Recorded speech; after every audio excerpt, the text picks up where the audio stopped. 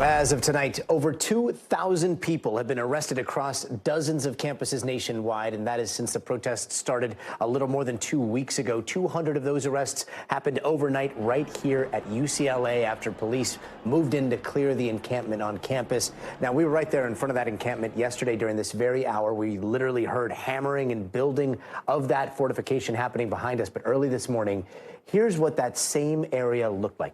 Take a look.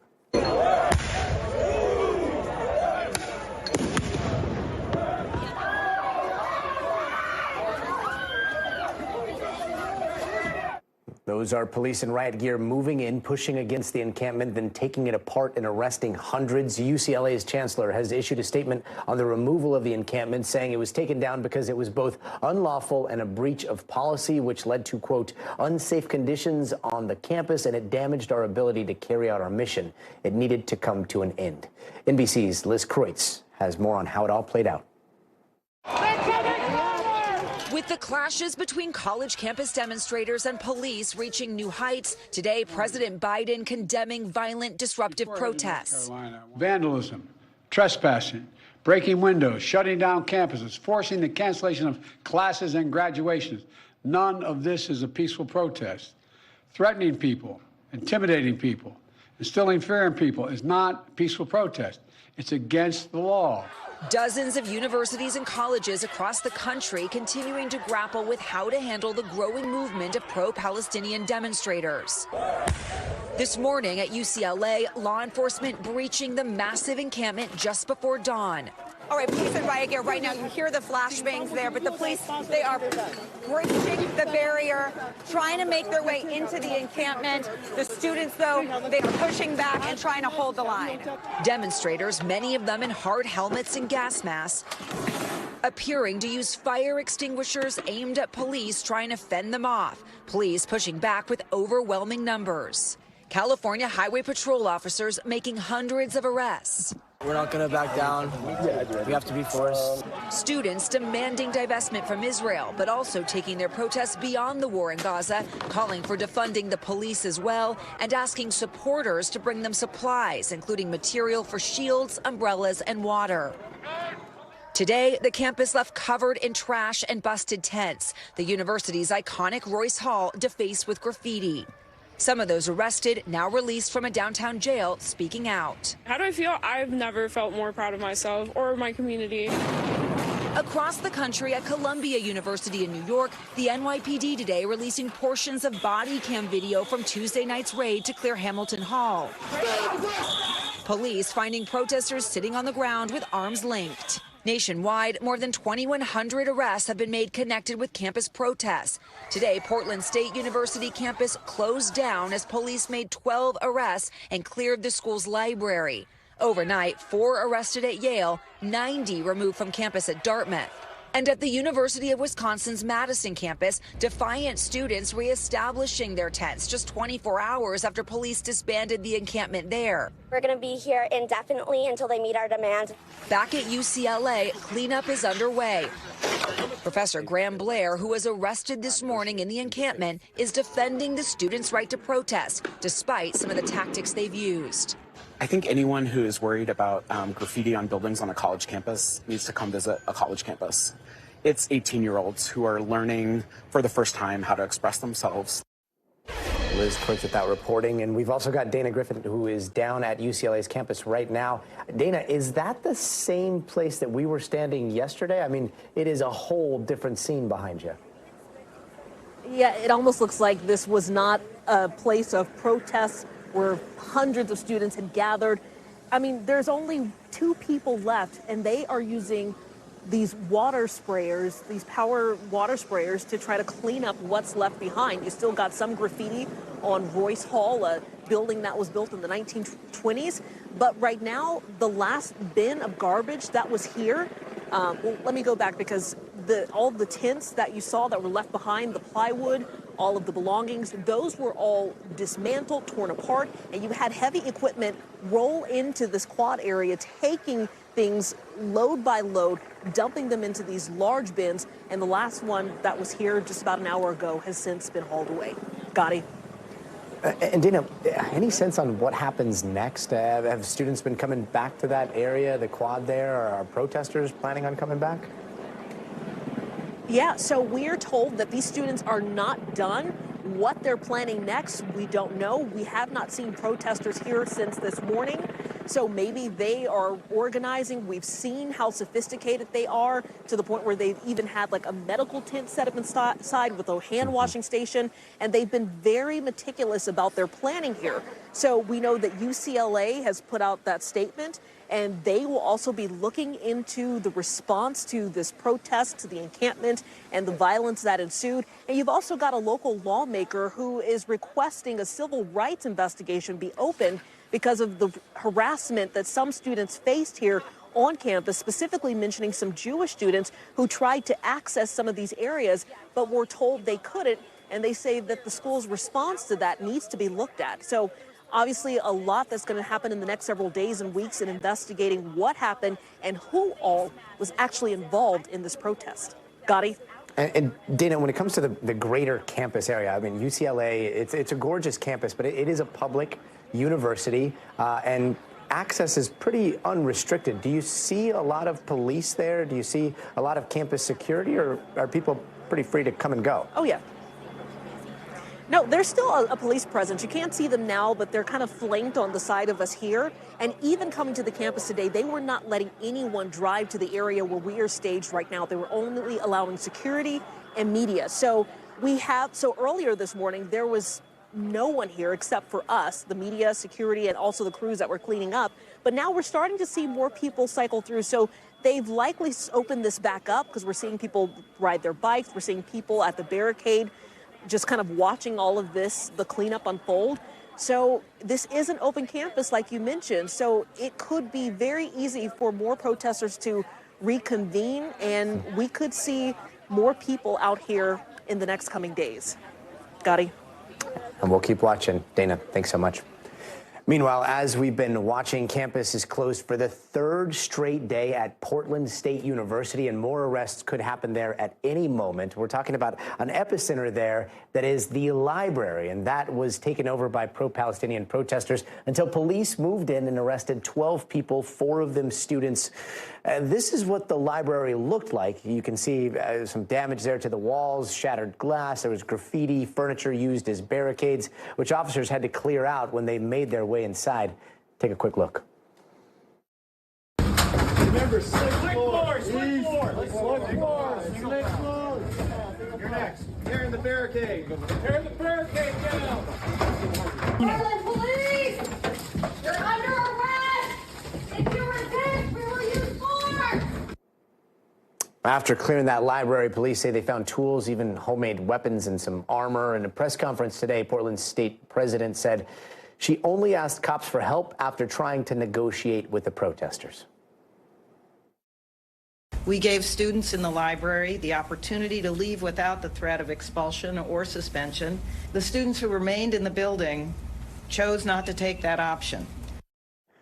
Okay, so even with the library now cleared hours later, a huge crowd is still outside of the building. The police chief is saying that this is still a very active scene, a very active situation with possibly more arrests to come. Of course, we're going to monitor any developments coming out of Portland and bring them to you here. Meanwhile, at Columbia University in New York, we are getting a first glimpse of what went down inside Hamilton Hall Tuesday night, and some of that body cam video from the NYPD of what this scene looked like when they first went in. Take a look.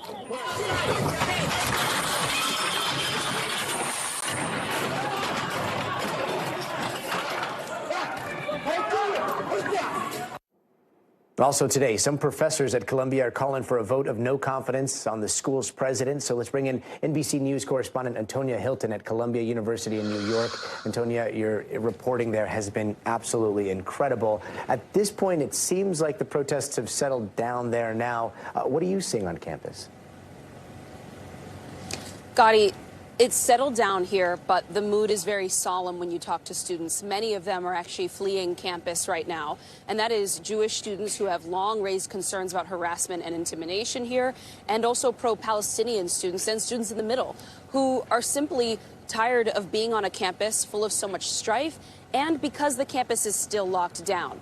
Behind these gates here, only students who live within that one section of campus are allowed to come and go. That means the majority of the dining halls are shut down. You can't relax or enjoy many in-person events right now. And students have tons of questions about what is going to happen as commencement nears.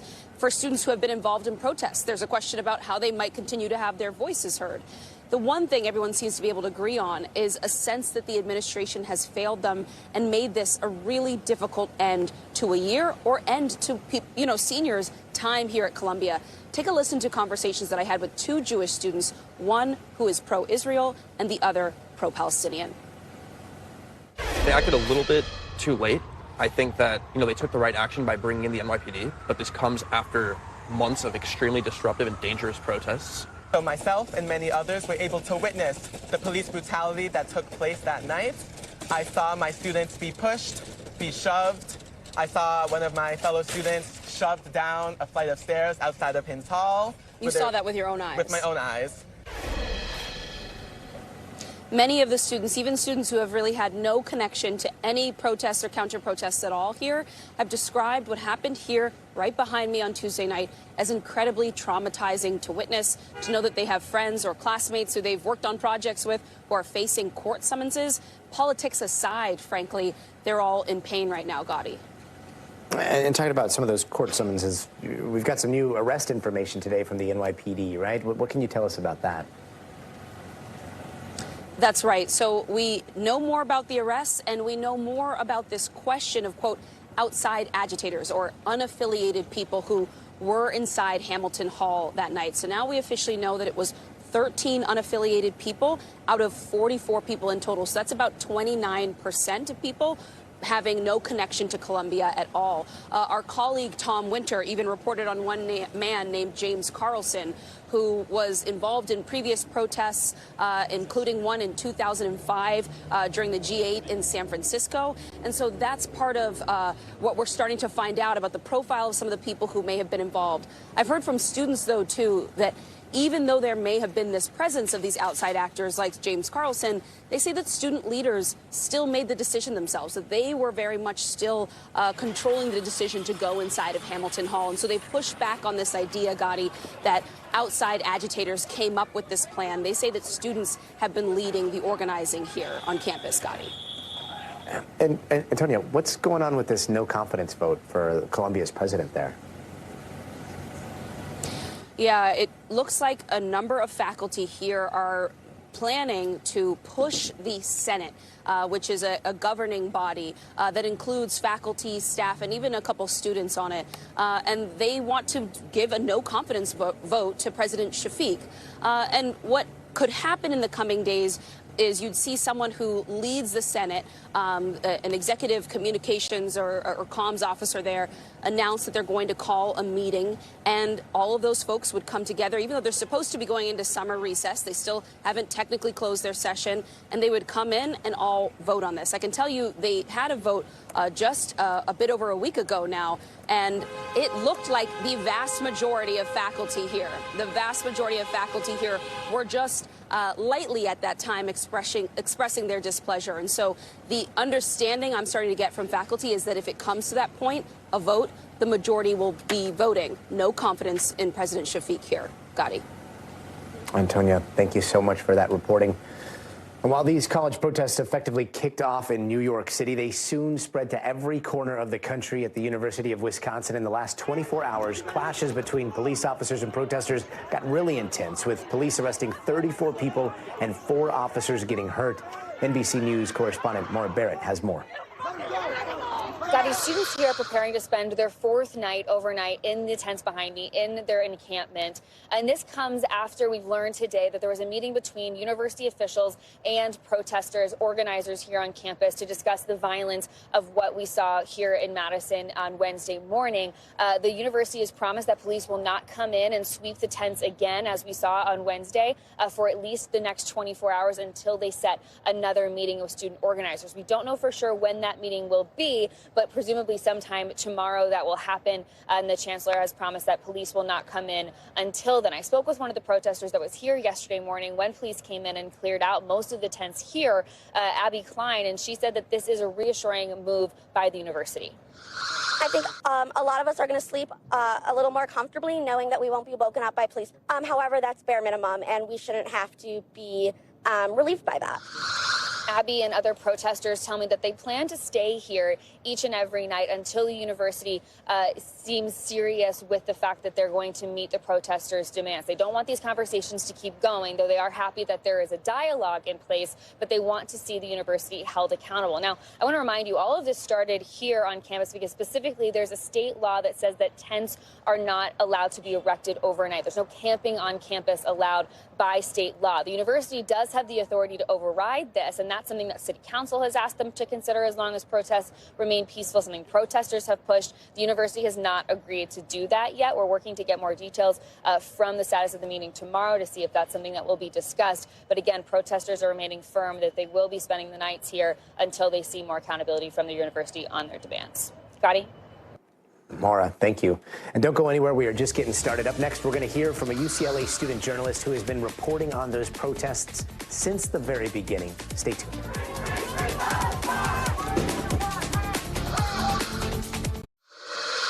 And while we've been closely following the protests at Columbia University and other college campuses, this is not the first time we've seen students take action like this during a war. NBC's Hallie Jackson takes us back to the 1960s. Clashes between police and protesters on college campuses across the country. Echoes of another time of turmoil, one that helped define an election and reshape politics for decades. 1968, protesters in the streets, encampments on college campuses, demonstrators opposed to the war in Vietnam, a tipping point for civil rights here at home. This is a moment where you have these building social movements then galvanized by this international conflict in Vietnam and the Cold War. At Columbia, student protesters occupied Hamilton Hall, in part to push back on what they saw as a segregated expansion by the university into Harlem's black neighborhoods. Police moving in.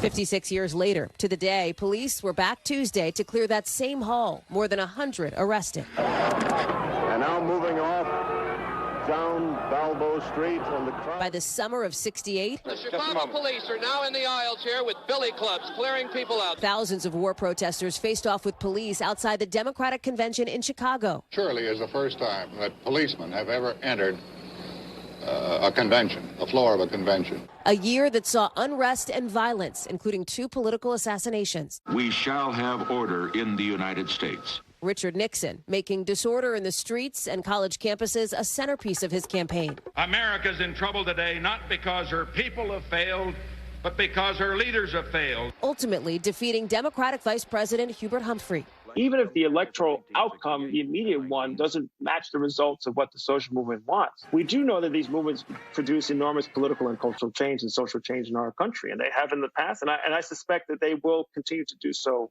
in 2024 and beyond. Hallie, thank you. Meanwhile, those protests seem to be drawing heat from both sides of the political aisle. Today, President Biden rejected the demands of protesters. His former President Trump highlighted the controversy as well. NBC's Gabe Gutierrez has more. President Biden's condemnation of violent campus protests are his first on-camera comments about the growing controversy in more than a week. There's the right to protest, but not the right to cause chaos. The president says he won't call in the National Guard, and he bluntly rejected the protesters' demands to change his policy in the Middle East. Mr. President, have the protests forced you to reconsider any of the policies with regard to the region? No. President Biden is facing mounting political pressure. Some Democrats want him to do more to support Palestinians, while many Republicans are blasting him for not speaking out earlier. In moments like this, there are always those who rush in to score political points. But this isn't a moment for politics. It's a moment for clarity. Still, the war is playing a larger role in the 2024 campaign.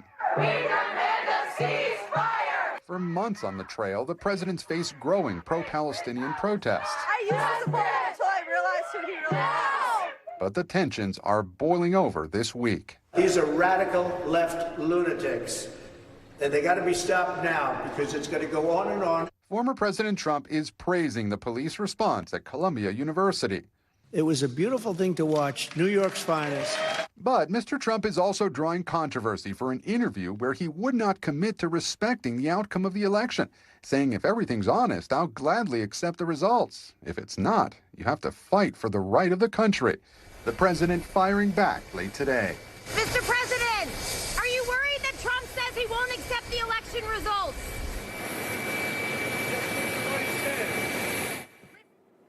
Okay, Gutierrez, thank you. So what do voters, especially younger voters, think about the nationwide protests and what's going on in the Middle East?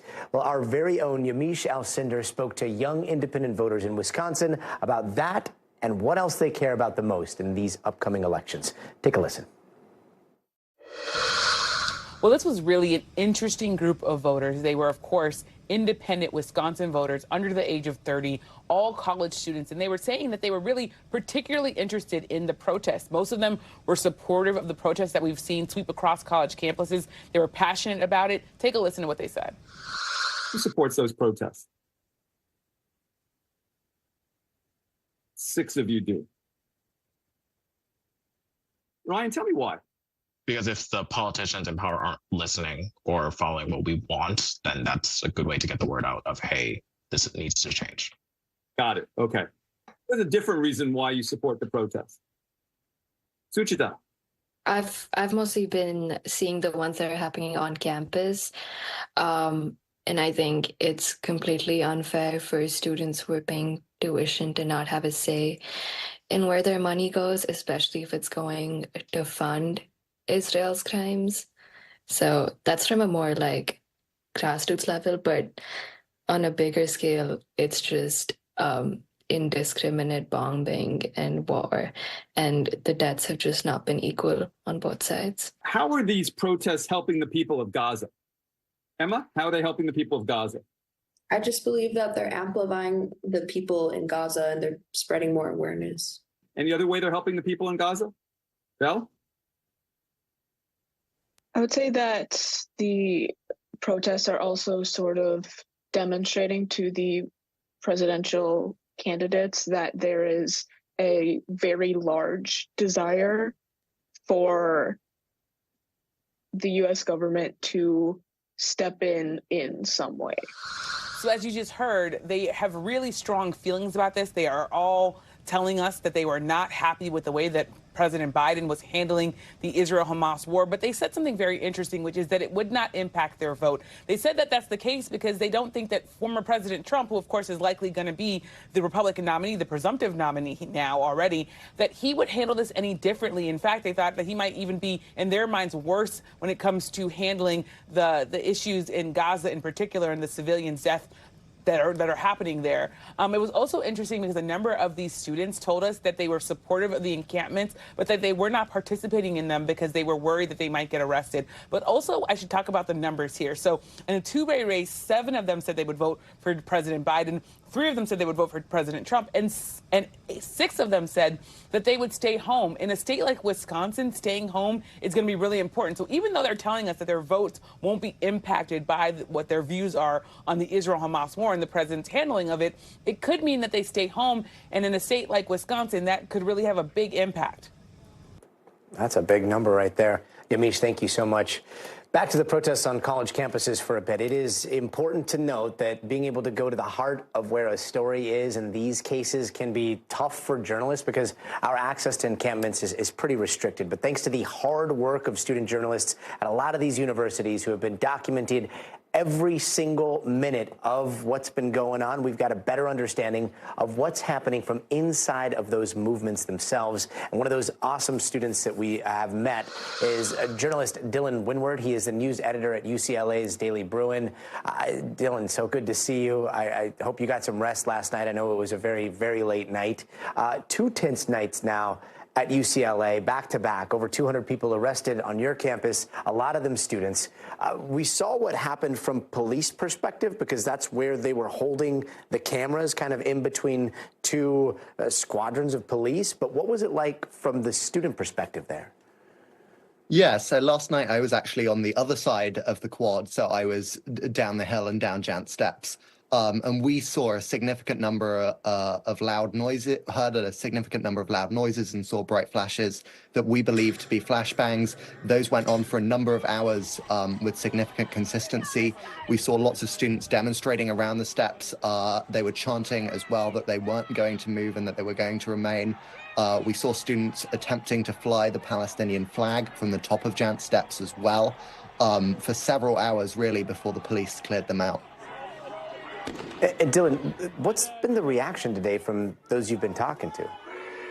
Yeah, so we've seen lots and lots of statements from student groups that ordinarily would not express a political opinion, from theater groups on campus, from social clubs on campus as well, condemning the university for bringing in the police overnight. That's been the overwhelming reaction that we've seen on campus. We know that there have been a small number of statements from Jewish organizations at UCLA praising the university's response, but by and large, it's been condemnation from organizations that ordinarily wouldn't express an opinion on something like this. Interesting. Now, I do want to ask, Dylan, is there anything that you think is important that's happening right now on your campus that the cameras may not be capturing, or that you might be feeling are getting overlooked or ignored here? Well, we know that for lots of students, it's been a difficult couple of days. Classes have largely been moved online for today and tomorrow. I know one of my classes already has been moved to online instruction for the remainder of the quarter as well. We're increasingly hearing reports of medium and long-term disruption to academic teaching as well at the university. Thank you so much for highlighting that. And the Daily Bruin, I cannot give enough kudos to your coverage. It has been incredible throughout all of these demonstrations. Dylan, we can't wait to see what you do next. Thank you. And next, we are taking a look at the war that has sparked all of these protests. So are Israel and Hamas any closer to negotiating a deal? Well, we've got a report from Tel Aviv, plus other stories trending around the world. So stay tuned. Hey, welcome back. Both the U.S. and Israel now say the fate of a ceasefire deal is in the hands of Hamas. That story in just a moment, but first, let's take a quick look around the world. A runaway truck plowed through groups of children today in Kyrgyzstan. Around 30 kids were hurt, according to local officials there. 3 of them are in serious condition. The children were gathering on the hill there for some sort of event. And heavy rains in Brazil have killed at least 10 people. The governor there in the southern region is warning of a historic disaster. It's after storms have caused extensive devastation with floods and mudslides, leaving towns completely isolated.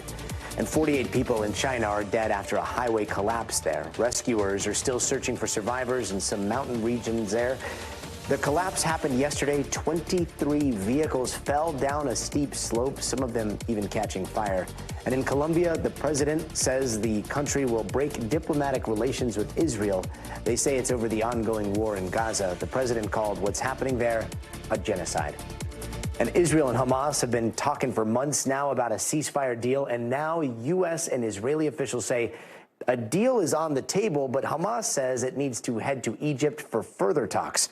NBC News international correspondent Raf Sanchez has more from Tel Aviv. All day, Israel and the world, frankly, have been waiting for Hamas's response to the current ceasefire proposal that's on the table. It's a proposal the U.S. says is incredibly generous to Hamas. It would see Hamas releasing 33 hostages from the so-called humanitarian category, women, children, the elderly, people with serious medical conditions, and in return, Israel agreeing to a 40-day ceasefire and the release of potentially thousands of Palestinian prisoners. Now, Israel thought that response was likely to come today, but as the hours ticked by, there has been no definitive answer from Hamas. The White House was asked earlier, does the United States expect a response today? John Kirby, the spokesman for the National Security Council, said, frankly, the U.S. does not know. We did get a statement from Hamas saying that the political leader of the group, Ismail Haniyeh, had spoken to the head of Egyptian intelligence, one of the key mediators throughout these ceasefire talks. And Hamas told the Egyptians that they would send negotiators to Egypt as soon as possible to complete the ongoing discussions with the aim of maturing an agreement. Now, I have read a lot of Hamas statements since October 7th. The tone of that is positive in the sense that, one, they feel that there is enough worth talking about, that they're sending their delegation back to Cairo, and two, they are talking about the possibility of completing an agreement. But it does also suggest that Hamas is not preparing to give a definitive answer one way or another at this time. Now, we did hear from Prime Minister Benjamin Netanyahu early on today.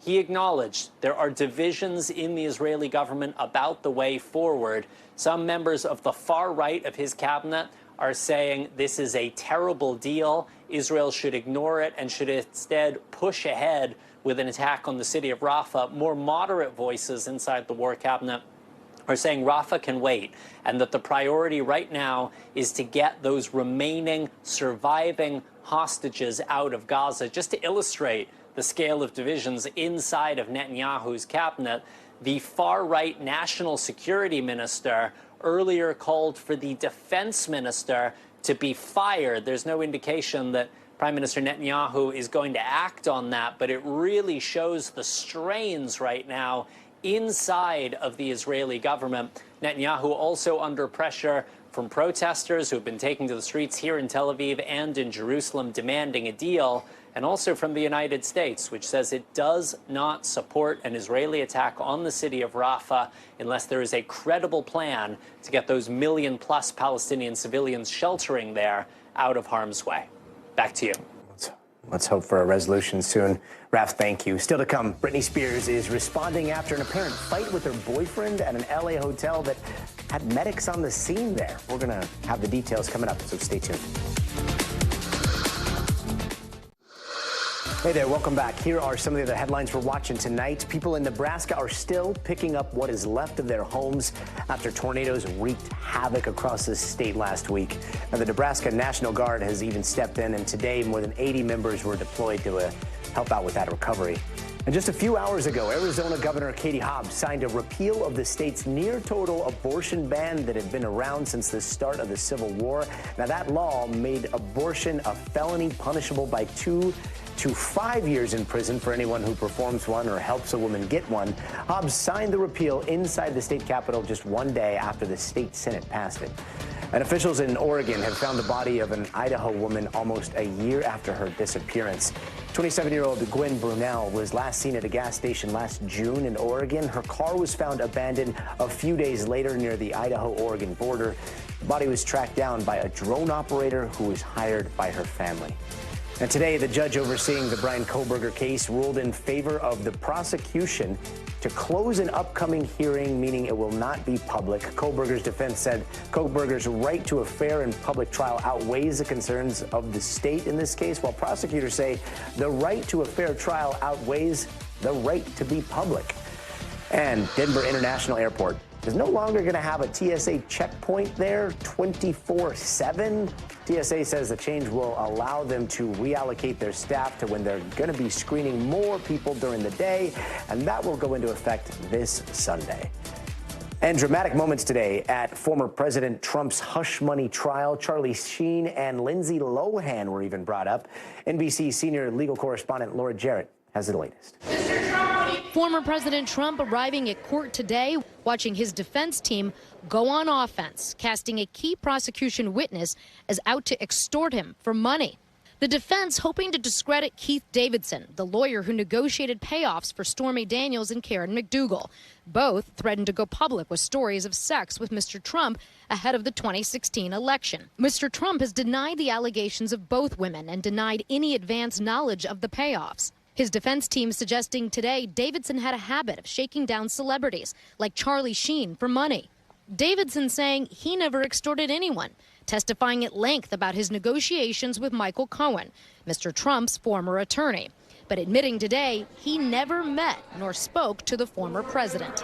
Instead, he dealt exclusively with Cohen, who he painted as desperate and despondent that then-President-elect Trump would not make him Attorney General or White House Chief of Staff, describing a phone call where Cohen lamented, "I can't believe I'm not going to Washington." Cohen saying he'd saved Trump so many times, you don't even know. Davidson testifying about Cohen, "I thought he was going to kill himself." A helpful point for the defense as it tries to cast Cohen as having an axe to grind against Mr. Trump. The former president is accused of illegally doctoring his internal records to disguise his repayments to Cohen, making Cohen's testimony critical for prosecutors, who are now seeking additional fines against Mr. Trump, saying he violated a gag order again by calling his former fixer a liar. While the defense argues the former president should be allowed to defend himself against Cohen's frequent criticism. I'm unconstitutionally gagged. He gagged me, so I'm not even supposed to be, I would say, talking to you because he gagged me. Laura, thank you for that. A total traffic nightmare today in the Northeast. You can see the images of this fiery crash that happened this morning in Connecticut that also shut down parts of Interstate 95 in both directions. NBC News correspondent Emily Akeda has the latest. With thick plumes of smoke darkening the sky, a nightmarish scene today in Norwalk, Connecticut. I can feel the heat from here. After a crash involving a passenger car, tractor trailer, and fuel truck ignited this massive fire on I-95. Flames fully engulfing the tanker that officials say was carrying 8,500 gallons of gasoline. I couldn't believe what I was seeing. It looked surreal.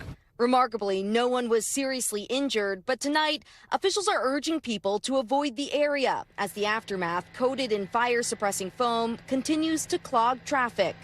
Can't stay home, take the train.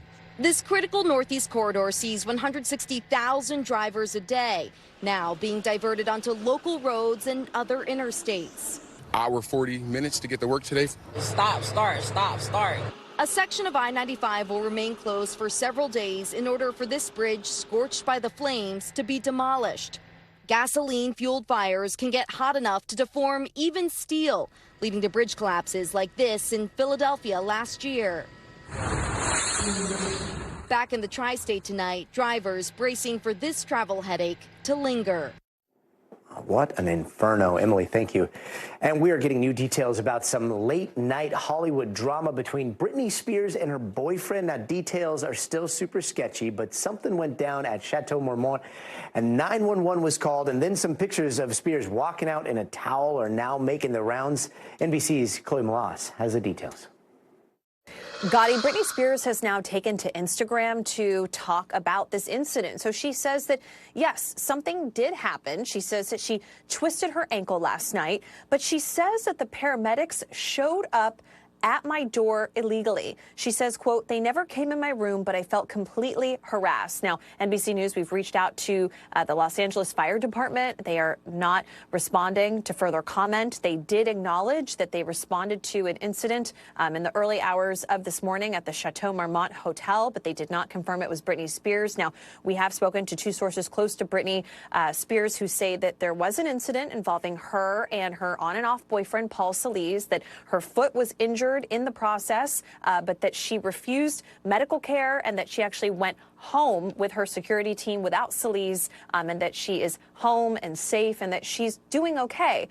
Now, TMZ is reporting that Britney was screaming and harassing hotel employees, and these two sources tell NBC News that she was screaming, she was crying because she was injured, but that she was not being negative or harassing employees at the hotel. But this is a developing story, and Britney ended her post on social media saying, "I'm moving to Boston." So that is where we are right now, Gadi. We shall see, Chloe. Thank you. And in an election year where a lot of Gen Z voters say they are just straight up fed up with politics, one of them, by the name of Joe Vogel, is saying the opposite. He's saying he is energized by all of it. And at 27, he is Maryland's youngest elected state delegate with eyes on Capitol Hill. NBC News reporter Maya Eaglin spent a few days with him. Take a look. Hey, Gadi, Joe Vogel's excited about this competitive race, but it won't be an easy path to victory. He's been relying on his young campaign staffers and volunteers to get the word out about his vision. Take a look. Well, the reality is that we're running against that idea from the status quo, that you have to wait your turn. Right now, just one member of Gen Z sits in Congress, but Joe Vogel is hoping to change that.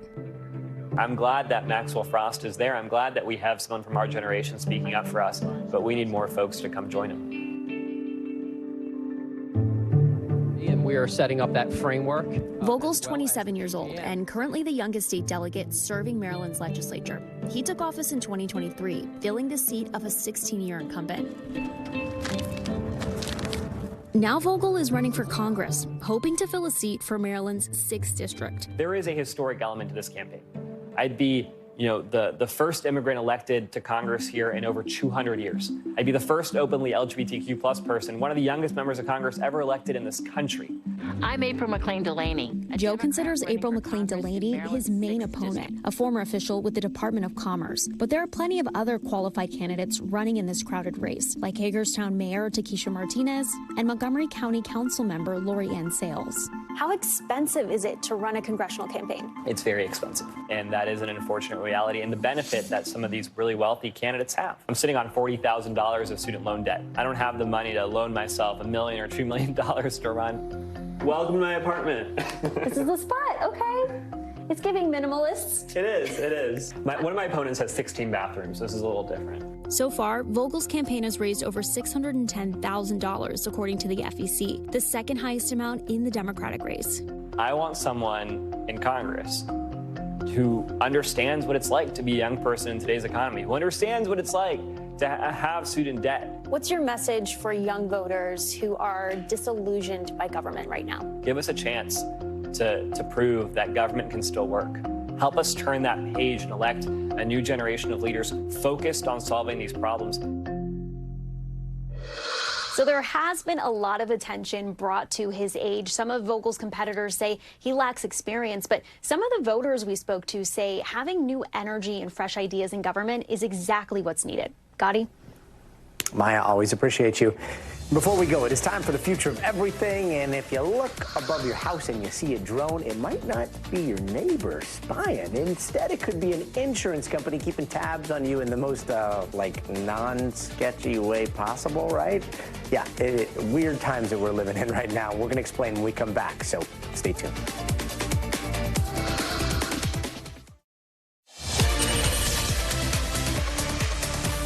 You ever get the sense that somebody's watching you or maybe watching your house? Well, don't forget to look up because there could be a drone a-buzzing, and that could have to do with the future of insurance. Consumer investigative reporter Susan Hogan from our Washington affiliate explains. High above your neighborhood, all along main streets and back roads, nearly every building in the United States is being photographed, either by satellite or drones. Aerial imagery used by some insurance companies to keep an eye on their policyholders. So it felt kind of icky, and it felt just kind of like somebody's watching you. Someone was watching and taking pictures of Elizabeth's roof. Turns out it was her insurance company, Nationwide. She found this out after getting an email from them alerting her that they utilized a third party that obtains imagery data. And based on this image, they had concerns that may increase the chance for a loss on the property, noticing natural discoloration and streaking.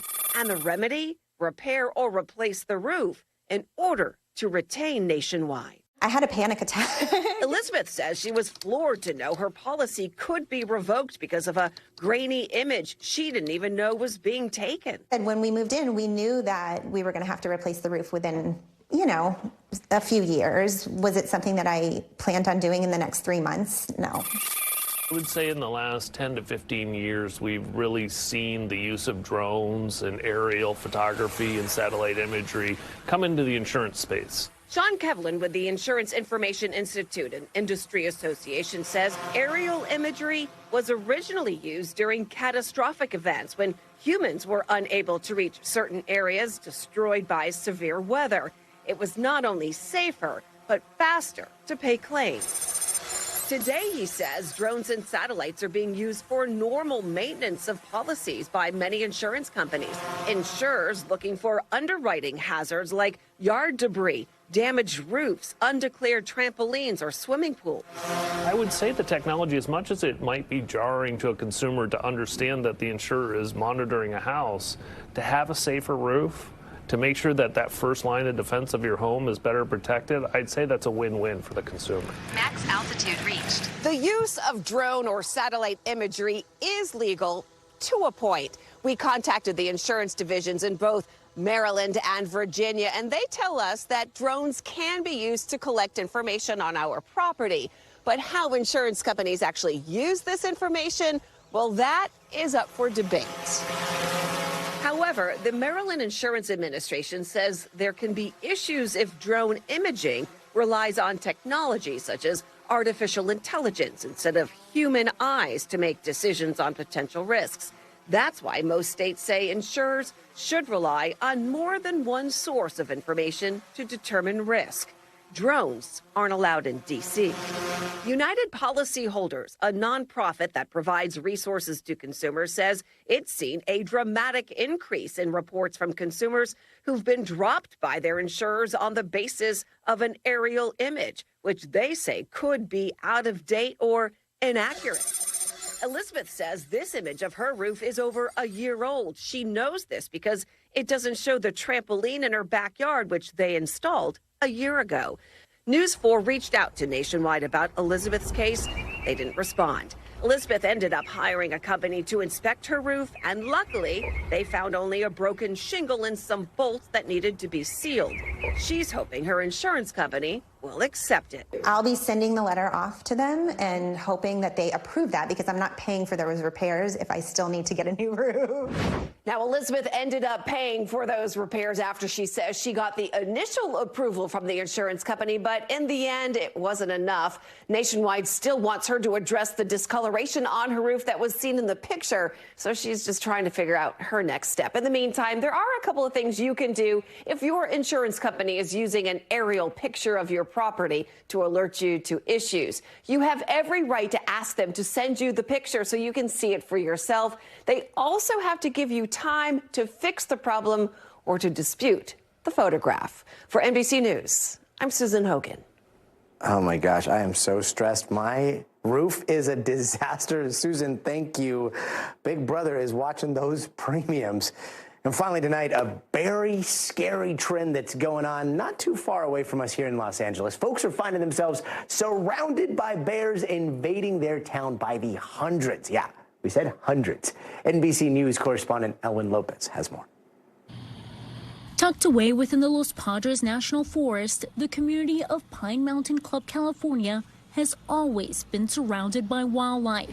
This one just doesn't even care that I'm here. But now it's turned into what some here are calling an invasion. Black bears now out of the woods and crawling onto patios, somehow opening car doors. Holy even breaking into homes. Get! This one chased away by a non-lethal gun. How would you describe the bear situation here? Honestly, it's out of control. Bear in the house! Ian Sorry woke up once shocked as he spotted a bear opening his fridge. Asked who was in the kitchen, and the bear replied with a lengthy, sturdy growl. I just hit that stun gun, and that electrified sound made the bear jump straight back out the window he came in. Since last July, there have been over 560 bear-related incidents, already far higher than the 319 from the year before. We're going on bear patrol? We're going on bear patrol. Stan Ensgo patrols the town nightly looking for bears. Within less than an hour, there's a bear. We saw 2 of them. Hey, what are you guys doing? His goal, to scare them away. Across the West, bears are wandering away from their natural habitats, infiltrating suburban towns, backyard pools, even grocery stores. Some experts say raging wildfires and drought have forced them to look for food elsewhere. In Pine Mountain Club, some blame the wildfires. What are you doing? You get down. Get down. Others see another culprit. We've got a few residents who think it's their job to feed the bears, so they contribute to the problem. And we're working with the authorities to deal with that. Now homeowners are doing whatever they can to keep bears from breaking in. Ian's property fortified with electrical wire. I love our wildlife, but I also love my home and my family.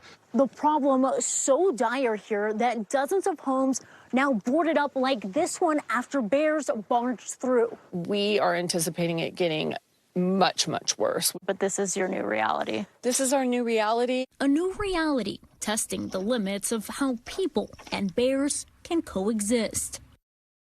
New reality, hundreds of bears, crazy stuff. That does it for us tonight. I'm Gadi Schwartz. We'll see you here tomorrow, but until then, stay tuned now.